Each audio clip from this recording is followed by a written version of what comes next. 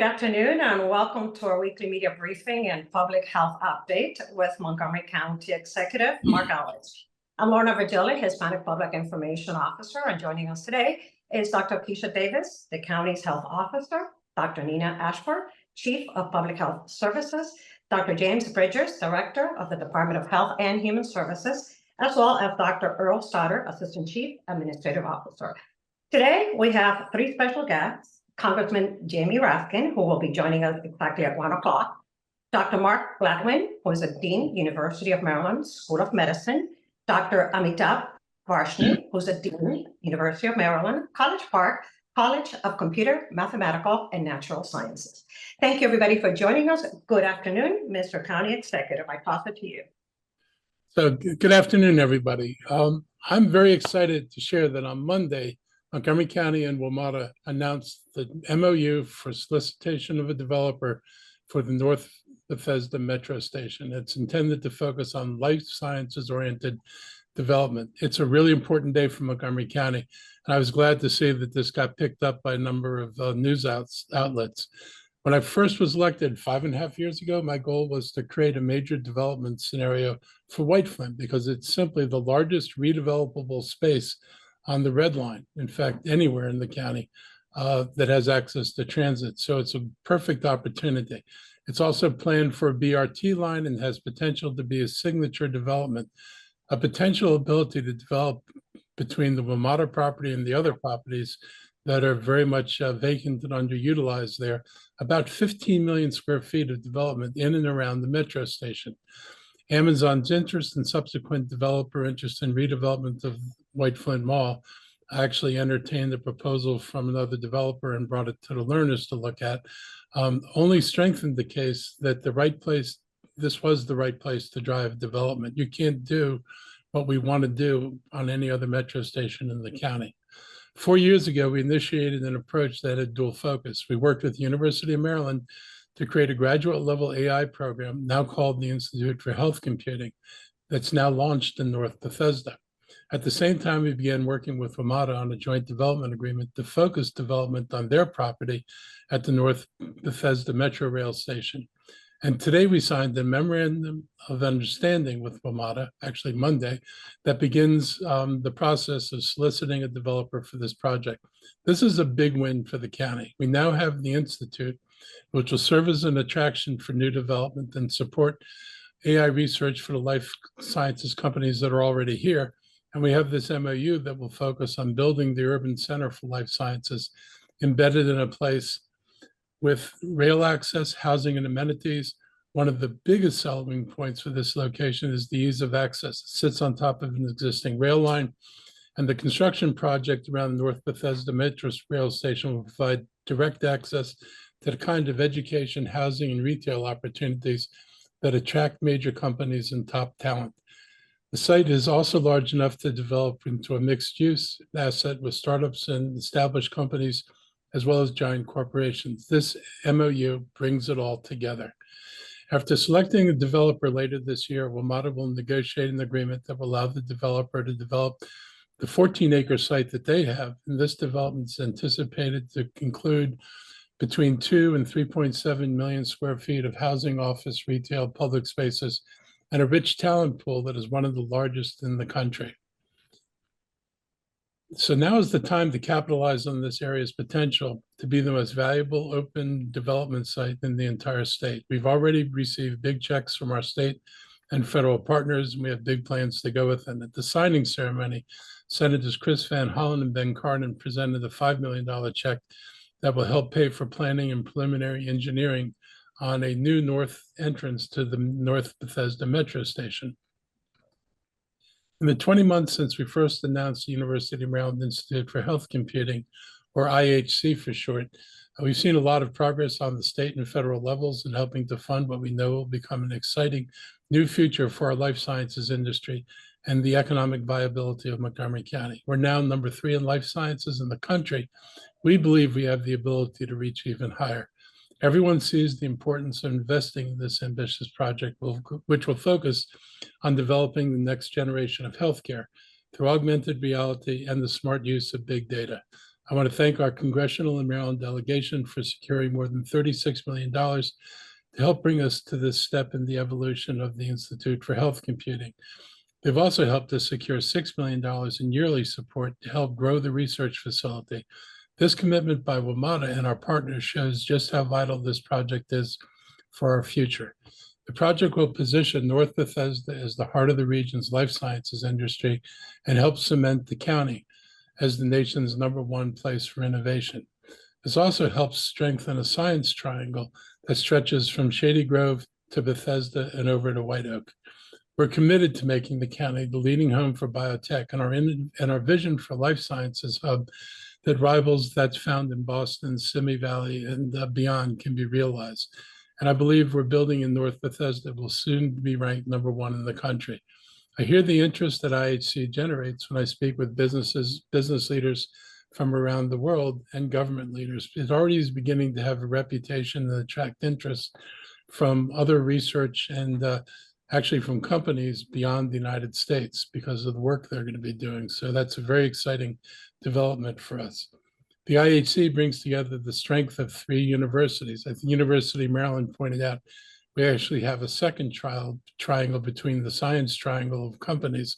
We've got a triangle of the University of Maryland College Park, the University of Maryland, Baltimore, along with the University of Maryland Medical System, as well as what's going to be happening at the Institute for Health Computing here in Montgomery County. It's going to create next generation AI academic research, and we're working together as one to advance the life sciences industry. IHC will become a catalyst for change, not only in North Bethesda, but also in the state of Maryland. So I look forward to talking about the exciting work that's happening at IHC now and what advancements are in store for the future. And I wanted to invite today Dr. Mark Gladwin, who's the Dean of the University of Maryland School of Medicine, and Dr. Amitabh Varshney, who's the Dean of the University of Maryland College Park College of Computer, Mathematical, and Natural Sciences to join us. So thank you all very much for being here. Thank you. Mm-hmm. Yes, thank you so much for having Dean Varshney and I joining you for this press conference. We're absolutely thrilled about this partnership between Montgomery County, the University of Maryland, Baltimore, which hosts the School of Medicine, University of Maryland College Park, and our clinical partners, the University of Maryland Medical System. So this partnership really brings together the computational and AI power of College Park married to the University of Maryland Medical System.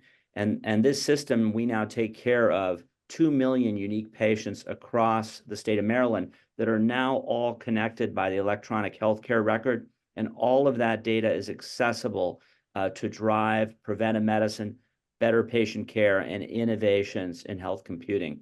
And it's also a really testament to how we can bring this university presence to Montgomery County to foster innovation and better patient care. Just a few updates. The Institute has been officially formed, approved by the regents. It's also funded not only from Montgomery County, but the Empower Fund, which are funds that brings together College Park and the University of Maryland, Baltimore. The agreements are in place for data sharing and partnerships with the University of Maryland Medical System, 12 hospitals across the state. We have a temporary space in Montgomery County at 6115 Executive, and we moved in January 1st, 2024. We have almost 70 full and part-time employees that are there on site now. We've recruited really high-level faculty from UCSF, Harvard, Mayo Clinic, Dana-Farber, some really exciting data scientists that are partnering with our College Park scientists. We also have some very interesting partnerships already developing with the National Institutes of Health. For example, the NHLBI, NIAID, NINDS, they're all interested in being part of this. So it's already serving to really be a magnet institute to bring in the health sciences in this very rich corridor along the Red Line. And just as an example of what we can do, the group is now putting in a major grant for this new health ARPA program, and it's called the HEROES program. And the focus of this program would be a $47 million grant to try to prevent fentanyl overdoses across the state of Maryland. And as you all probably know, fentanyl, Baltimore is now #1 per capita in the nation for fentanyl overdoses, and the state of Maryland is one of the top states for fentanyl overdoses. So we're aiming to use the electronic healthcare record to identify individuals at risk and to reach out and drive preventive care using this architecture and framework of the IHC. So this is just an example of the many ways that from this computing core in Montgomery County, we're going to be able to reach out across the state to save and change lives. Let me stop there and turn it over to my partner, Dr. and Dean Amitabh Varshney. Thank you, Dean Gladwin. As Dean Gladwin has said, what an exciting time to be here. So I'm Amitabh Varshney. I'm a professor of computer science and dean of the College of Computer, Mathematical, and Natural Sciences at the University of Maryland, College Park, and a longtime resident of Montgomery County. And I'm coming to you live from the Institute for Health Computing. Nearly 2 years ago, County Executive Elrich shared an exciting vision with us. And it was to drive economic development through groundbreaking innovations in computing-enabled life sciences. And we are thrilled that we celebrated a significant milestone as we joined Montgomery County and the WMATA in launching a major transit-oriented life sciences center at the North Bethesda Metro Rail Station. A key highlight of this initiative is the University of Maryland Institute for Health Computing, or as we proudly call it, the IHC. As Dean Gladwin has mentioned, IHC is a new academic health research institute which will elevate North Bethesda to serve as a hub for health computing innovation and economic development in Montgomery County. As you may already know, artificial intelligence is beginning to make a big impact on the field of medicine, from personalized medicine and new drugs to disease detection and community health trends. Life science companies today are seeing AI and data-driven approaches as a priority area for investment. Our institute will offer cutting-edge expertise in computation, AI, and immersive visualization, together with the clinical expertise in electronic health records from the University of Maryland, Baltimore, and University of Maryland Medical System.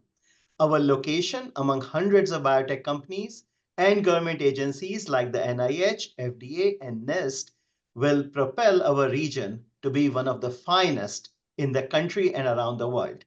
In addition, our institute will afford us a pipeline of talented students from our respective universities, community colleges, HBCUs, and a variety of other institutional pipelines that will come into North Bethesda. We have no doubt that this will enable our Montgomery County, as well as the state of Maryland, to lead the nation in this transformative area. In addition, we are planning to offer evening courses in bioinformatics, computational biology, data science, machine learning, as well as a number of other areas through the University of Maryland Science Academy for local workers who want to gain new cutting-edge computational skills. So we look forward to working with the county and move all of us fearlessly forward. If you work for a life sciences company in Montgomery County, I invite you to connect with us and learn more about how IHC can help you. Visit our website, ihc.umd.edu, and reach out today. Thank you. Thank you, Dean. So thank you, Dr. Gladwin and Dr. Varshney. Before we open it up for questions for the two of you, let's acknowledge that U.S. Representative, our Congressman Jamie Raskin, has joined us. Mr. County Executive, do you want to welcome the Congressman? And he will have some opening remarks related to several topics, but also including the Institute for Health Computing. Good afternoon, Congressman. Good afternoon. I'm delighted to be with everybody. Happy to have you here. Hey, hello, County Executive Elrich. Great to see you. Congressman, do you want to have some remarks first regarding health computer and the Institute? And we can get some questions on that for the doctors, because Dr. Gladwin is actually at the ICU right now. and he might need to go. And then you can continue with other topics. Can we do that? Sure. Well, I mean, it's tremendously exciting, and it catalyzes so many strengths we have in the life sciences, in advanced research, and I'm thrilled about the WMATA Life Science Partnership. I was able to secure from the federal appropriations process a community project funding of $3 million for the Whiteflit Institute for Computational Life Science in fiscal year 2023. So that's money we were able to procure, and I was very happy to be able to work on that. And it's just made me all the more excited about everything that's going on there. And you know, the way we have just a very well-designed center with the North Bethesda Metro Station, and great private and great public entities all working together there. So I was thrilled to hear more about it, and I'm psyched to be part of this process. I'm glad you were happy to help us get this done. This is really a big deal for Montgomery County. We've been looking for, a spark, and this is truly going to be more than a spark. I think we're going to make major progress in the field now. That's good for us. And I hear from so many of our people, Mark, that there are such extraordinary things going on in the life sciences, in different kinds of bio research and cancer research and so on. And people's only real frustration is just that the attention goes to Silicon Valley or, Route 28 in Massachusetts. And we've just got to get that word out to the rest of the country, as well as to people in Congress, that we are a real hub and a real vibrant center of all of this research. That was one of the things we heard when we talked to some of the companies here. They would talk about going to these international conferences. Everybody knows the Raleigh Triangle. Everybody knows San Francisco. Everybody knows Silicon Valley. Everybody knows Boston. And here we are, number 3 in life sciences, with this amazing federal presence that helps support it. And people don't know about us. And so we've been working really hard. Part of the work we've done going overseas has been to emphasize what Montgomery County has. And we sell like crazy the presence of NIH and FDA, and particularly FDA, because all these other countries where they have drug companies doing entry to the US market, the FDA is the door to the market, and the door to the market sits in Montgomery County. And so that gives us a great locational advantage. So we're selling it every chance we get. Yeah, well, I'm delighted about what's going on, and we will caucus together about what we can do to completely elevate the reputation and the profile of all of the great entities that we've got right here in Montgomery County. I appreciate your help, as always. Lorna, right. do you want to take questions real quickly? Yes. Let's go ahead and do that, gentlemen. Let's open it up. Members of the media, for questions, please raise your hand regarding, of course, the University of Maryland Institute for Health, Computer, and Life Sciences in Montgomery County. If you have any questions, please raise your hand.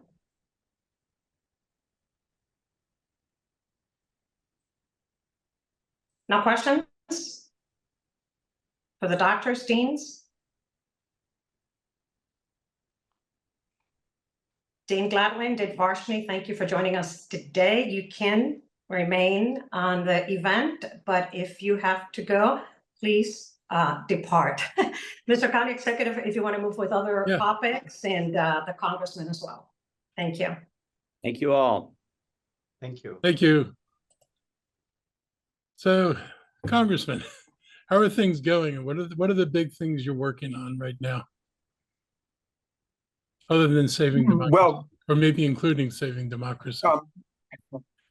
You may have seen that we had a hearing on the catastrophic events, or the near catastrophic events, or I guess the catastrophic events that took place in Butler, Pennsylvania. Of course, there was an attempted assassination that former President Trump narrowly escaped, but there was a firefighter who who was killed and 2 other people who were seriously wounded. We had a bipartisan hearing. Chairman Comer and I made a powerful statement against political violence as a threat to democratic institutions and democratic life. And then after the very frustrating hearing where the Secret Service director really answered none of our most basic questions, including how is it possible that the shooter got up onto the roof of a building just 150 yards away. I mean, anybody could look at that and say that would be the key place somebody would go if they were going to try to conduct a mass shooting or an assassination. And there were just no answers. And so it was, it may have been about the most frustrating hearing I've been involved with since I got to Washington. In any event, we called for the resignation of the Secret Service director, and the Secret Service director did in fact resign. But to my mind, there's 2 more things that need to happen. One is we need to have a serious investigation as to how that took place, because we are in the middle, of course, in the middle of a very serious presidential election, and we got to make sure that the protectees, the Democrat, the Republican, the Independent, their family members are truly guarded and protected. But there's something else too, which is that was not just an attempted assassination, it was a mass shooting. In fact, it was not even the worst mass shooting on July 13th, 2024. The worst one was in Birmingham, Alabama, later that night at 10:30 p.m. There were 4 people killed and 10 wounded in a mass shooting in Birmingham. So even if we, clean up the Secret Services Act and we get the kind of protection that we need, what about the rest of us? What about all the other hundreds and thousands of people who are affected by mass shootings every year? And what about the tens of thousands of people who are affected by gun violence every year? And so, 20-year-olds should not be able to access AR-15s and show up anywhere, whether it is a presidential campaign rally or a movie theater or a church or a synagogue or a mosque or a Walmart or a supermarket like in Buffalo, New York. And so that's the real problem. And so we have to deal both with the Secret Service issue on the defense side, but we got to deal with the AR-15 assault weapon issue and the weakness of our background checks on the offense side. We cannot allow these situations to arise anywhere in the country at any point. And so 90% of Americans support a universal violent criminal background check so that we can close the private gun show loophole, we can close the internet loophole, and 80% of the people support a ban on AR-15s and military-style assault weapons for daily civilian life. It just doesn't belong there. And so we're pushing for that. It's obviously going to be tough in this Congress, but I'm very hopeful that in the next Congress, we're going to be able to make this happen. I'm hopeful too. I mean, it was kind of bizarre that the Supreme Court actually approved the use of these little trigger devices that basically turn a bad enough weapon into an automatic weapon. I was at a meeting actually where somebody told me how they had banned them. And I picked up my phone and I Googled the device. I showed him, I said, apparently you haven't banned them very well because I can buy one now and it's on sale. And it's alarming that we've got to be sure we follow up on the things we say we're going to do. It's alarming the Supreme Court goes through some, wordy artifice to come about with how this is not an automatic weapon, even though it functions like an automatic weapon at the end of the day. I was astounded by that. And I'm astounded by the lack of discussion about guns in this case. You would think that Republicans, actually, I think most normal Republican voters probably share with us the same concern. Like you said, if you're getting 96% of the public who says that you ought to be doing background checks, this is not a partisan issue. The idea that some people try to make it a partisan issue is really frustrating and more than a little bit. It's not just the vast majority of Democrats, Republicans, and independents. It's the vast majority even of gun owners who support a universal background check. There's really no coherent argument against it. But the ideology behind this is that the Second Amendment gives people the right to overthrow the government. And so the people have to have an arsenal equal in firepower to that of the government. And there's just no basis for that in the language of the Constitution or the history of the Constitution. The Second Amendment says a well-regulated militia being necessary to the security of a free state, the right of the people to keep and bear arms shall not be infringed. A well-regulated militia, the Supreme Court has repeatedly said, means well-regulated by the government, not by the Proud Boys, the Oath Keepers, or the KKK. And you don't just form your own militia. The militia, as we know, is set up by the state government, that is the National Guard, and then it is trained and disciplined and regulated by Congress. And Article 1, Section 8, Clause 15 of the Constitution says Congress can call forth the militias of the state in order to suppress insurrections. The framers were very troubled and moved by what had happened with Shays' Rebellion, and they wanted to make sure that we had an anti-insurrectionary constitution, and we do. I mean, Section 3 of the 14th Amendment says that anybody who's sworn an oath to uphold and defend the Constitution who violates it by engaging in insurrection or rebellion shall never be allowed to hold federal or state office again. The Treason Clause, the Republican Guarantee Clause, they're all about guaranteeing the integrity of democratic institutions against people who would just say, no, we're going to take over with our firearms and our violence. So that's something, I hope we have made clear in terms of the government's response to the violent insurrection that took place on January 6th. Nobody has had their charges dismissed or their conviction reversed on the grounds that they had a Second Amendment right or some kind of constitutional right to overthrow the government. It just doesn't exist. So it's not true that the people need to have AR-15s to overthrow the government. Nobody's got a right to overthrow the government, and the AR-15s are just become a danger to people in normal civilian life. You can change the government with a vote. That's why we have votes. I mean, that's what the social contract is all about. Nonviolent resolution of conflict and not violent resolution of conflict.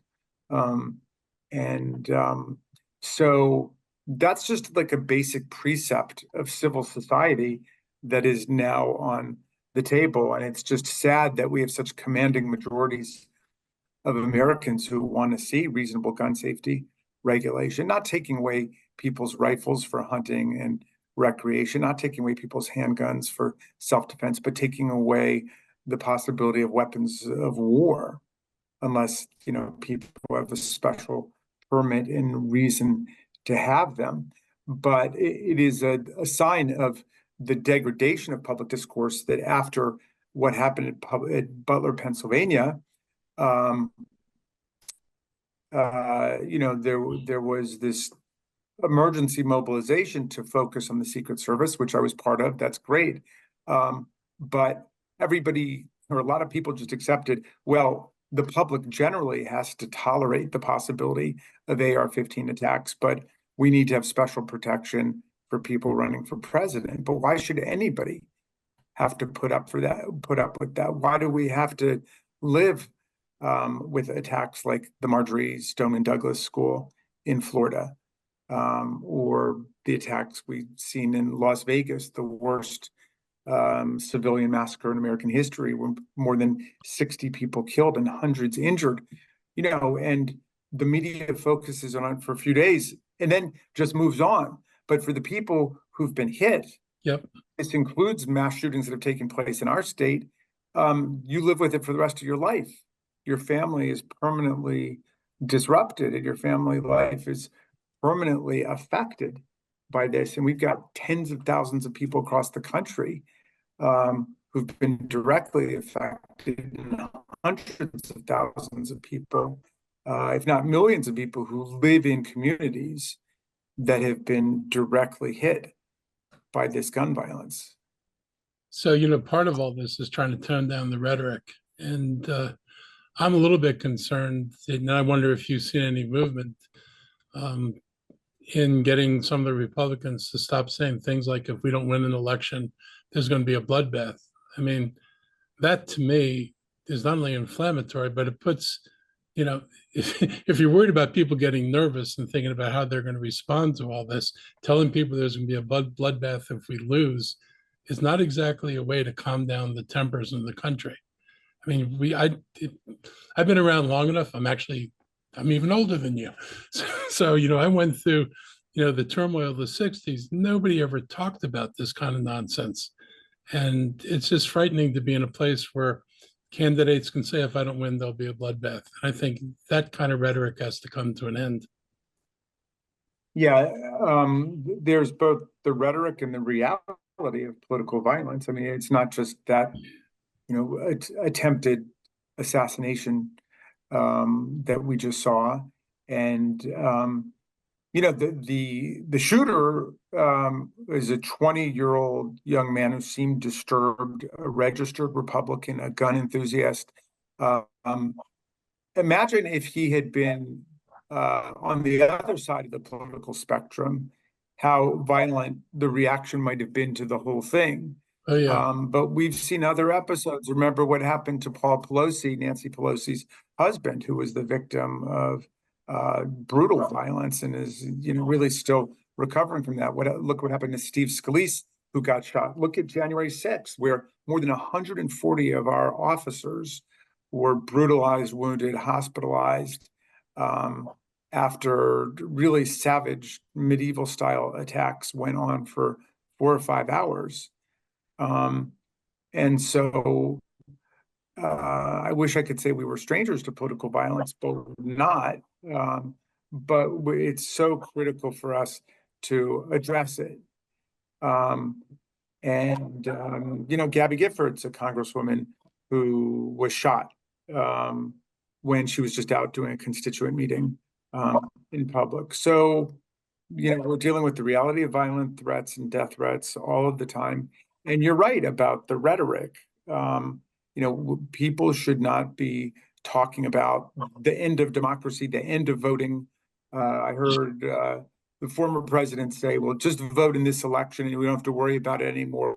We'll take care of it after that.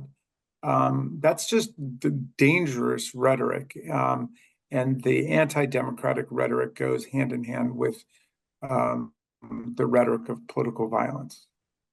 And anti-democratic is not just big D, but it's really little d.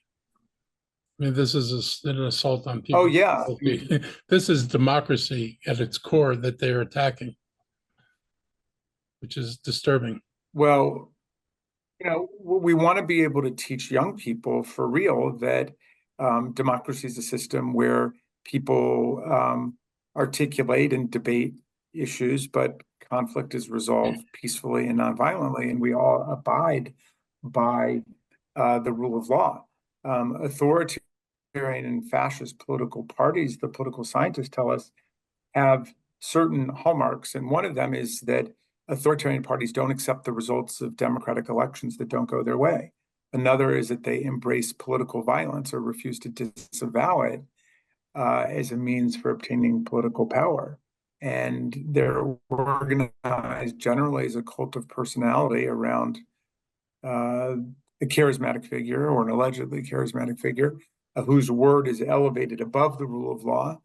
And then the electorate, the public, is divided by scapegoating and racism, anti-Semitism, immigrant bashing, and efforts to demonize and vilify minority groups. So, we are seeing this dynamic all over the world right now, and it's very important for people across our political spectrum. And this is why I've been so happy to get to work with Liz Cheney and Adam Kinzinger and Mitt Romney and others on the GOP side. It's just important for all of us to reject violent attacks against the constitutional process that we have. It's not sustainable to be like this, and it's not fair to put people on edge. I mean, it's terrifying to think that people will wake up, suppose the Democrat wins in November, to have to wake up and think, is the next thing we're going to have to face another insurrection because they don't like the outcome of an election? That's just unheard of in this country. And Yeah. you know, Well, I something's feel gotta like change. at least a violent insurrection on January 6th, we will be much better prepared for, and I think we'll be able to deter that. The problem is that, as you're suggesting, if there are groups in society that don't accept basic rule of law concepts and obligations, then the authoritarian threat will emerge in other places. There are, clearly efforts in some states to try to withdraw significance from the election and put all the power in the state legislature or create some kind of supervisory body above the election boards to review and to change results. And so, I'm afraid that there's going to be a checkerboard attack on the integrity of this election. And that just means that, we need to make certain that there are good lawyers on the side of the right to vote and real election integrity, not trying to disenfranchise people and suppress people's voting rights. I hope you're right. This is really a crucial time in this country, not unlike anything I think any of us have seen in our lifetime. It's unlike anything that I can think of in the modern, political era, where the survival of democracy was actually at stake and people challenged the legitimacy of elections. I mean, there have been controversial elections, but nobody's ever gone to the point that this has gone to, and that's a little unsettling. On the bright side, what do you think? Do you have hope that the interest rates are going to drop finally? Can I be frank? Yeah. One of the most disturbing things I heard from Powell early on was bemoaning the heating up of the economy for creating so many jobs. And the result of so many jobs is that workers were in a better position to compete for higher wages. I always thought that job creation was like a really good thing. And then if the economy was creating jobs, we'd be celebrating because that meant people were getting paychecks instead of welfare checks. What happened? Well, under the Biden-Harris administration, we've seen not only the creation of 15 million new jobs, but real wage growth. And, as close to full employment as we've ever been in our lifetime. And we're also seeing a renaissance in the labor movement, and a lot of young people, the big majority of young people, I just saw an article about this yesterday, favor unions and would like to have the opportunity to get into a union, and so the growth of unions has generally accompanied the growth of the economy and strong job growth. So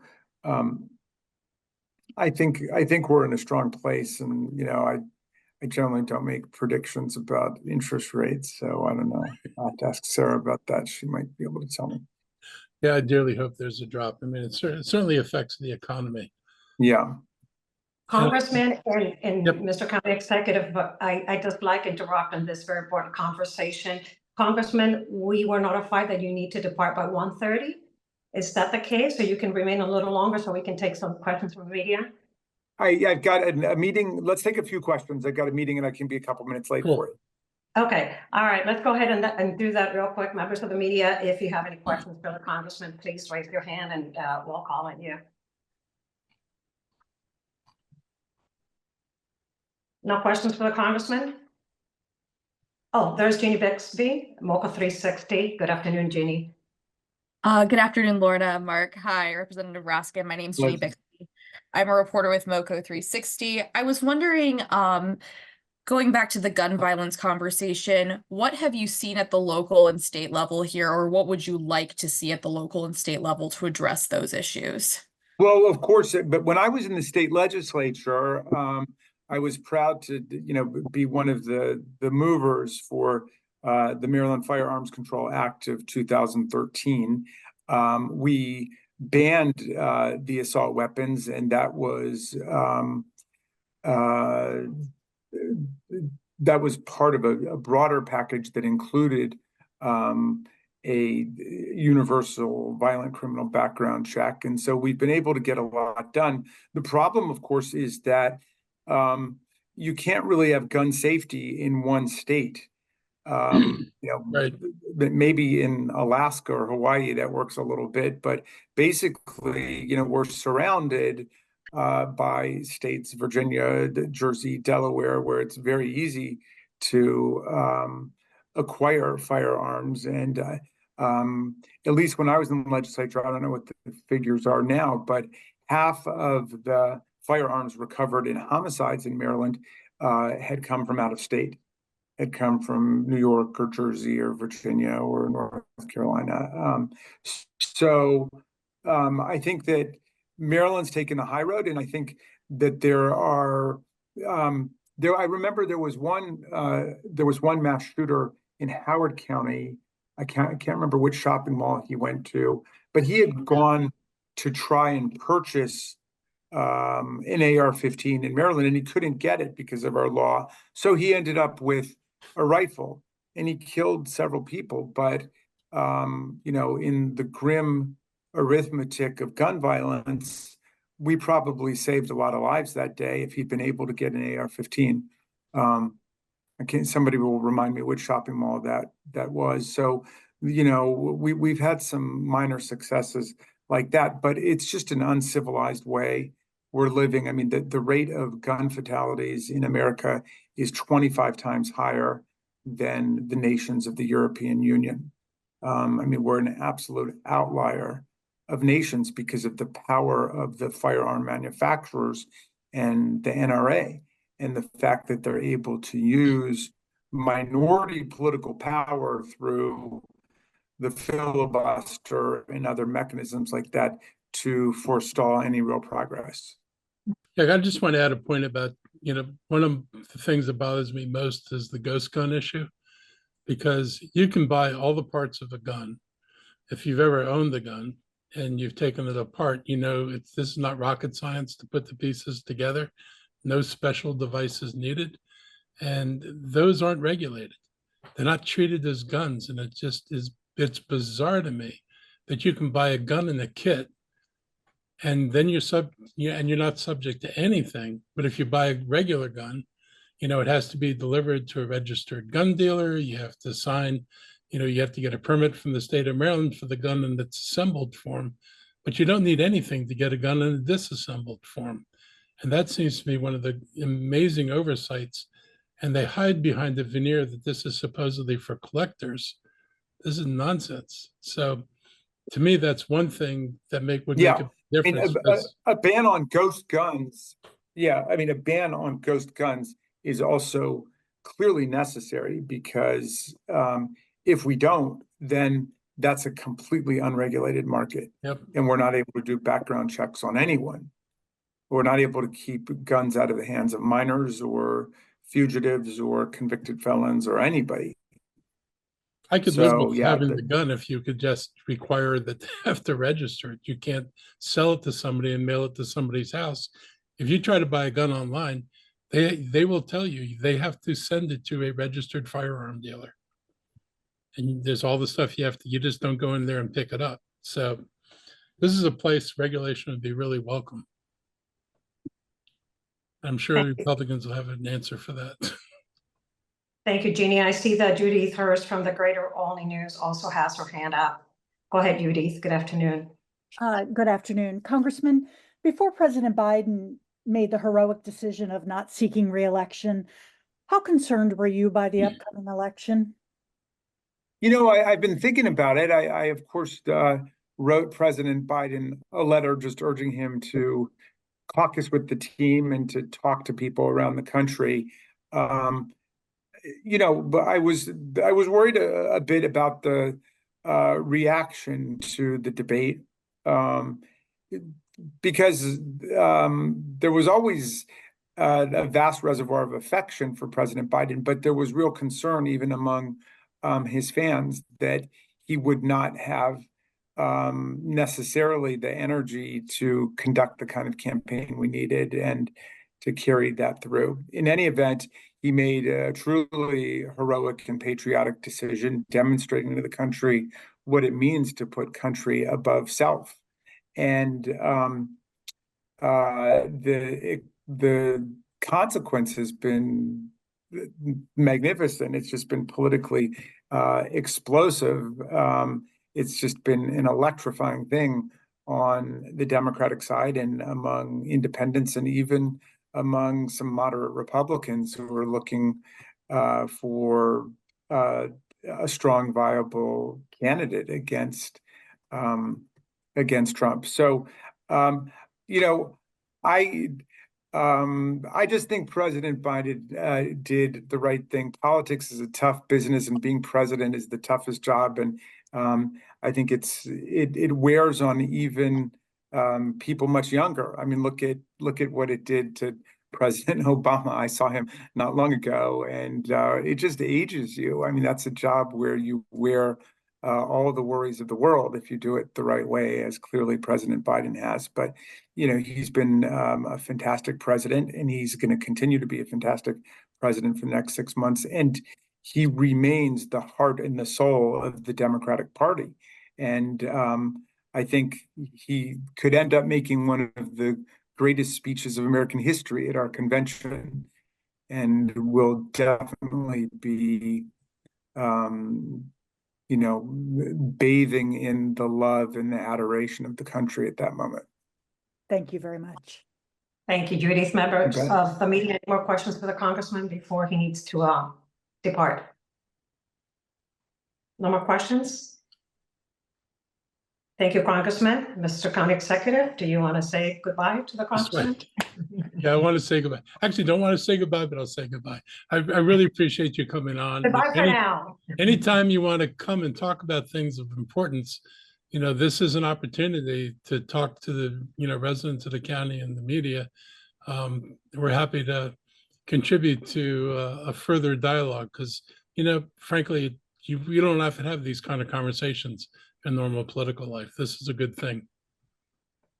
Well, the pleasure, the honor are all mine, Mark. Thank you for the great work you do on behalf of the more than 1 million people who live in our county. And thank you to your staff and everybody who's, who puts this together. And I will definitely come back soon.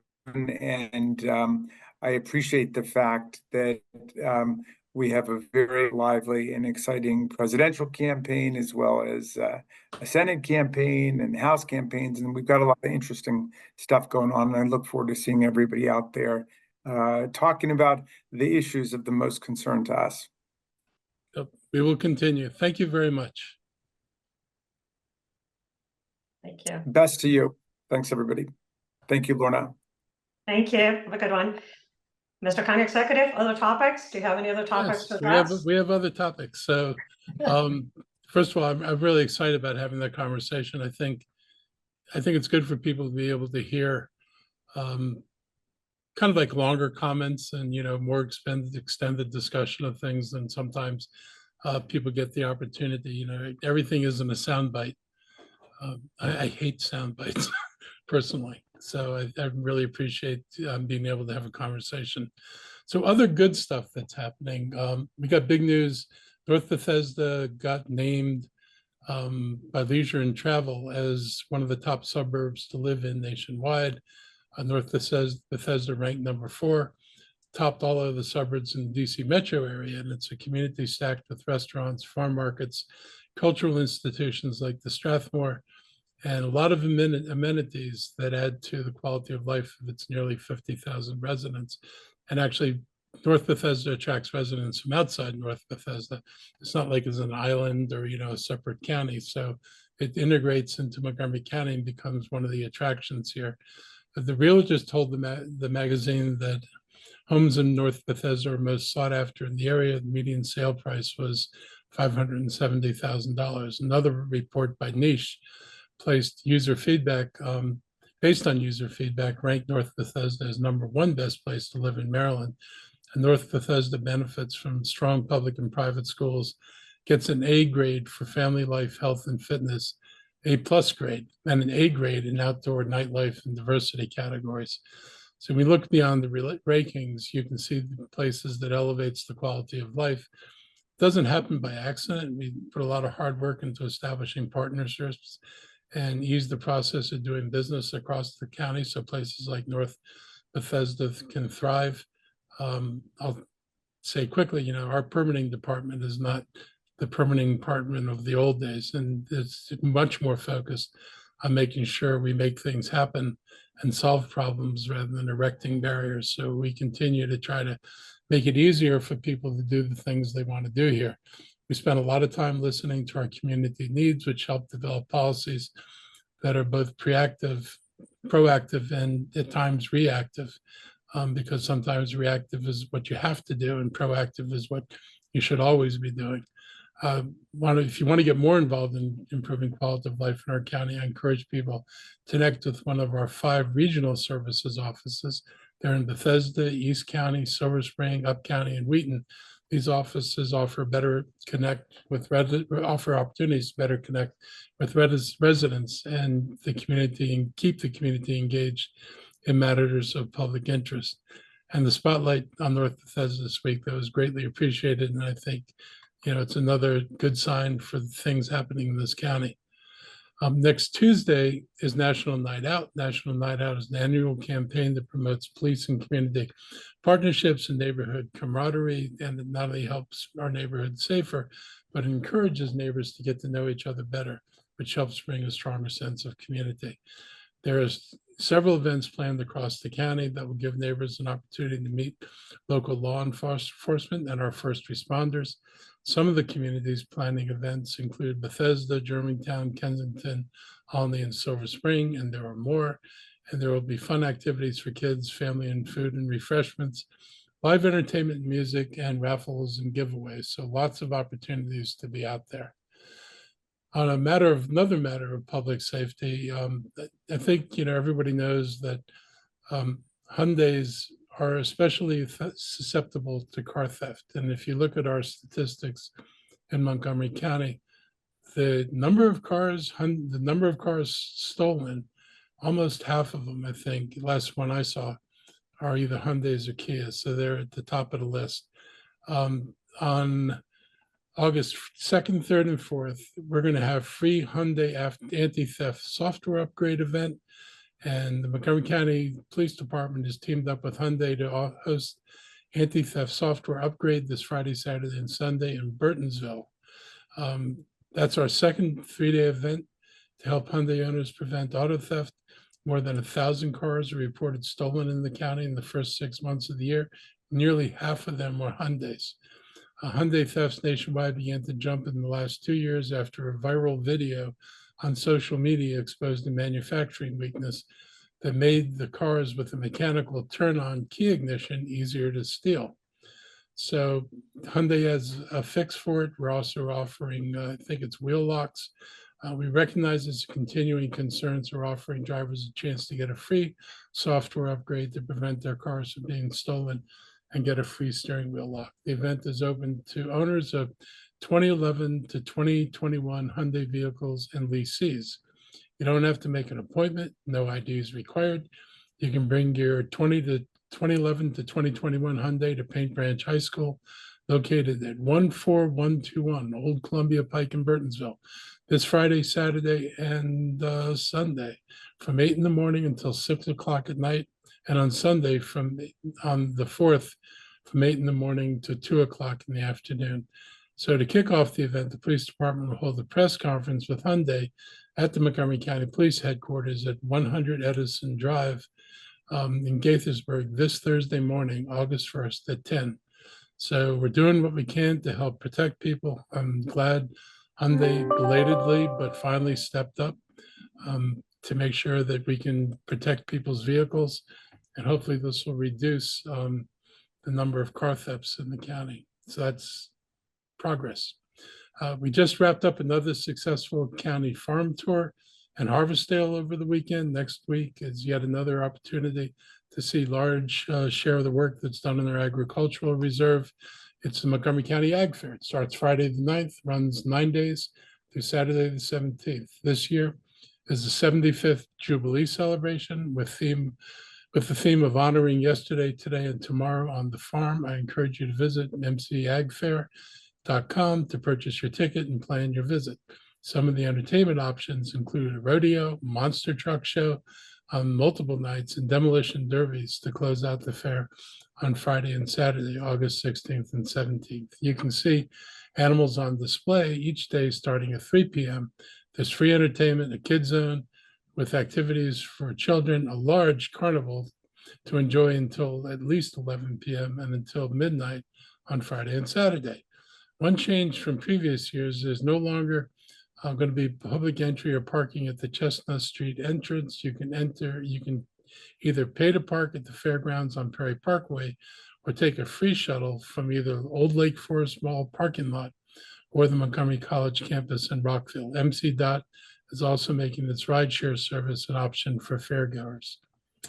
So with that, and there's no update from our health team this week, so I guess we go straight to questions. All righty then, Dr. Stoddard, do you have any updates, anything? No? Members of the media, if you have any questions regarding any topics for the county executive, the health team, or Dr. Stoddard, please raise your hand. Any more questions this afternoon? I guess we don't have any additional questions. Thank you, everybody, for joining. Stay safe. Have a great afternoon. Thank you all. Bye-bye. Bye. Mhm.